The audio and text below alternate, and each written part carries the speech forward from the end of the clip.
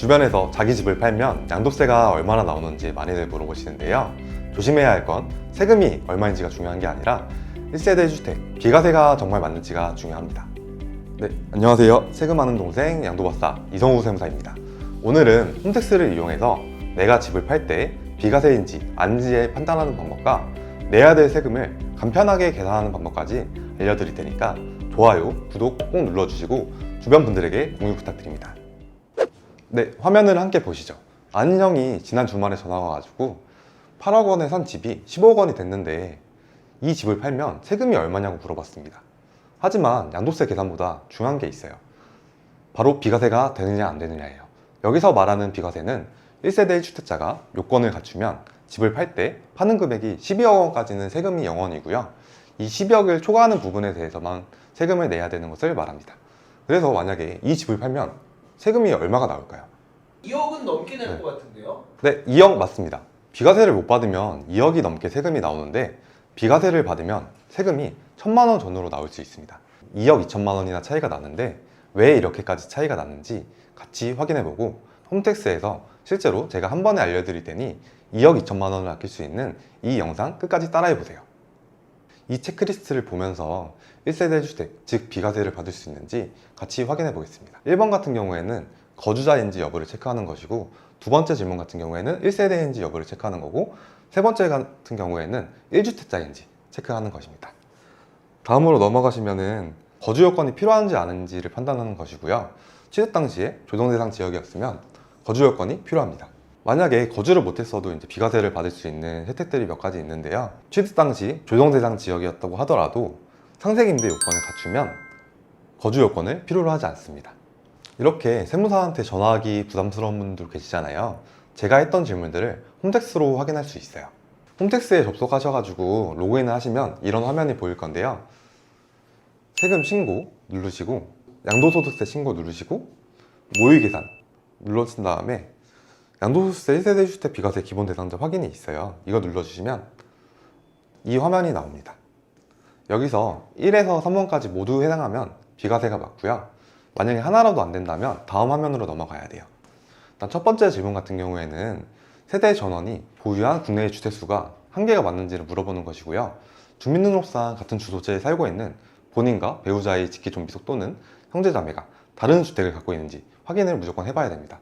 여기서 주의해야 될 점은 배우자의 경우에는 주소지가 달라도 무조건 같은 세대로 보기 때문에 따로 살아도 1세대입니다. 두 번째 질문 같은 경우에는 많이들 헷갈려 하시는 거주 요건입니다. 만약에 취득 당시에 조정 대상 지역이었다면 세대원 전원이 2년 이상 거주를 해야 돼요. 밑에 보시면 조정 대상 지역 조회라고 있는데 이걸 누르시고 아까 보았던 사례를 검색해 보겠습니다. 여기서 조회를 해보시면 이렇게 조정 대상 지역이 이제 게시가 된 날짜랑 종료 일자가 있어요. 아까 그 케이스에서는 2019년에 아파트를 취득을 했으니까 이 사이에 들어오죠. 만약에 이 사이에 들어오면 세대원 전원이 여기서 2년 이상 거주를 해야 돼요. 그리고 다음으로 넘어가시면 보유기간에 대한 이제 질문입니다. 이 보유기간은 부동산 등기를 떼보시면 등기 접수일이 있는데 보통은 이 접수일이 취득일이라고 생각해 주시면 되고요. 그 취득일로부터 2년 이상 지났는지 체크해 주시면 됩니다. 저희 아까 보았던 케이스에서는 2번이 조정 대상 지역 안에 위치해 있기 때문에 아니오로 선택하고 넘어가겠습니다. 네, 여기까지 따라오기 어려우시죠? 그래서 이 영상을 계속 보셔야 하고 댓글 남겨주시면 제가 상세하게 설명해 드릴 테니까 끝까지 따라오시고 이래야지 세금 2억 2천만 원을 아낄 수 있습니다. 다음 화면입니다. 이 화면에서는 양도일자를 입력해 주시는 건데요. 아까 그 케이스에서는 2026년 1월 20일에 양도를 했으니까 20일 넣어주시고요. 이제 매매로 부동산을 취득하신 경우라서 일반적인 취득으로 눌러주시면 되고 그 다음에는 아파트였으니까 아파트 선택해 주시겠습니다. 네, 다음 화면인데요. 여기서는 취득일을 적는 거예요. 아까 케이스에서 2019년 1월 11일이었으니까 입력해 주겠습니다. 두 번째 질문 같은 경우에는 세대원 전원이 이제 거기서 거주를 했느냐 이걸 판단하는 것인데 그 케이스에서는 4년 이상 거주를 했다고 했으니까 2년 이상으로 체크를 할게요. 그 다음으로는 저희는 이제 그냥 부동산을 통해서 아파트를 파는 거니까 아니오 선택해 주시면 됩니다. 이 질문 같은 경우에는 1주택자인지 판단하는 것인데 아까 체크를 같이 했으니까 없음 체크해 주시면 됩니다. 여섯 번째 같은 경우에는 구로구 아까 보셨을 텐데 그때 조정대상 지역이라고 했잖아요. 그러면 예라고 체크해 주시면 됩니다.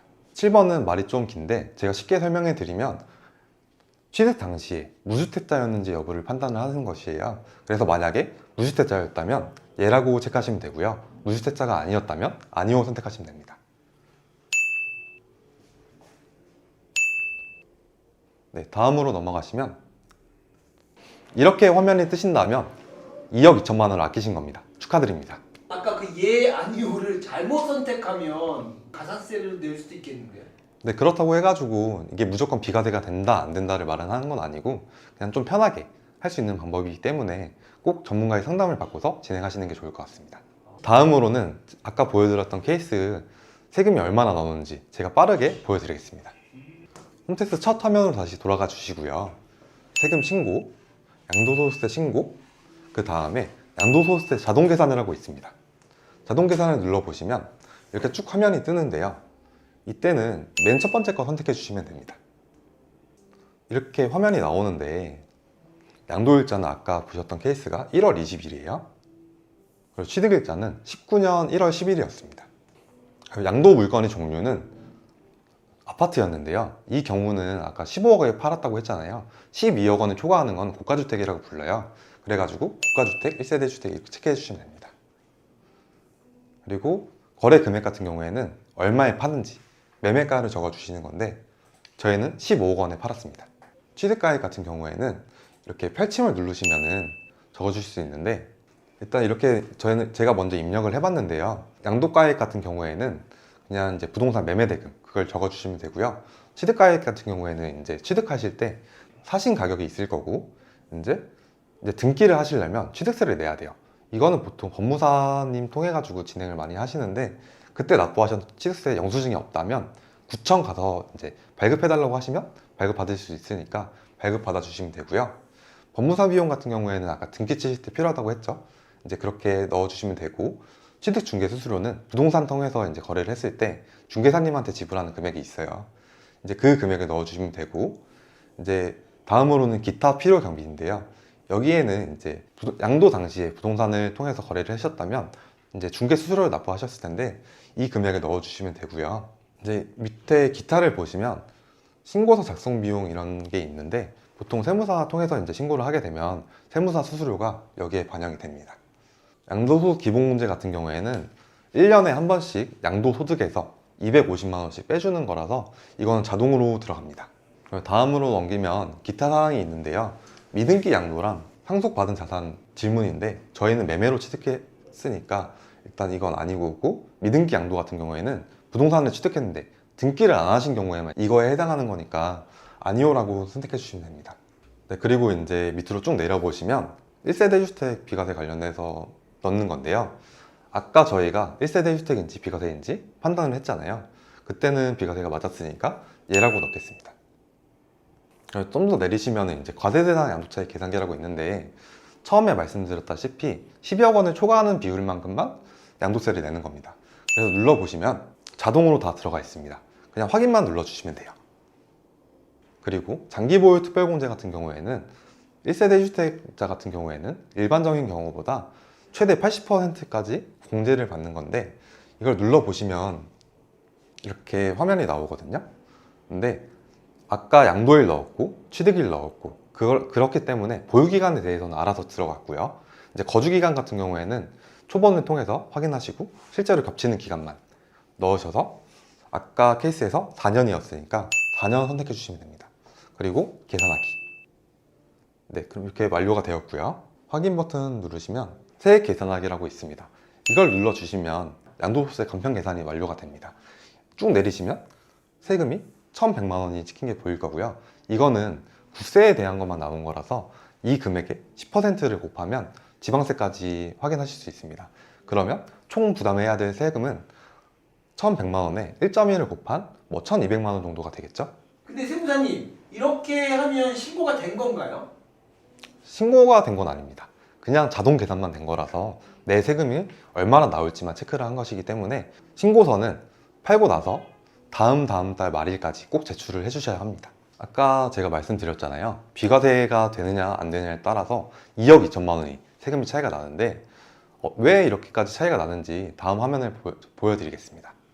이렇게 제가 한눈에 볼 수 있게 표로 정리를 해봤는데요. 여기까지는 금액이 다 똑같아요. 근데 여기서 차이가 나는 거예요. 비과세가 되냐 안 되냐에 따라서 비과세가 되면 12억 원을 초과하는 금액에 대해서만 세금이 나온다고 했죠. 그렇기 때문에 이 비율만큼 빠진 게 이 금액인 겁니다. 그리고 비과세가 되면 장기보유 특별공제라는 게 있는데 일반적인 경우에는 30%의 공제만 받을 수 있는데 비과세면 최대 80%까지 공제를 받을 수 있습니다. 이렇게 되시면은 이제 과세 대상이 이만큼 차이가 나는 거고요. 이렇기 때문에 세금이 2억 2천만 원이 차이가 납니다. 네, 많이들 어려우시죠? 어렵습니다. 네. 그래서 아까 홈택스에서 보여드렸던 자동 계산기를 사용해 보시면은 더 쉽게 할 수 있으니까 거기다가 넣어 보세요. 만약에 자기가 비과세인 줄 알고 신고를 넣었다가 나중에 조사에서 걸려가지고 비과세가 아니라고 판정이 됐을 때 세금이 얼마나 나올까요? 2억 2,200만 원 더 내면 되지 않나요? 네, 아닙니다. 이 경우에는 과소신고 가산세도 따로 붙고요. 그 과소신고 가산세가 10%, 그리고 납부지연 가산세가 있어요. 그거는 1년에 8% 정도인데 그거를 따지면은 가산세만 4천만 원 가량 나올 수 있습니다. 그렇기 때문에 세금을 2억 6천만 원을 나중에 또 내야 될 수 있어요. 그래서 실제로 신고서를 넣기 전에는 무조건 세무 전문가랑 이게 비과세가 맞는지 아닌지 꼭 물어보시고 나서 신고서를 넣는 게 좋을 것 같습니다. 오늘은 홈택스로 1세대 1주택 비과세 판단과 양도세 자동 계산을 해보았는데요. 다음 편에서는 이렇게 모의계산한 양도소득세를 실제로 홈택스에서 신고하고 첨부서류까지 전송하는 방법을 알려드리겠습니다.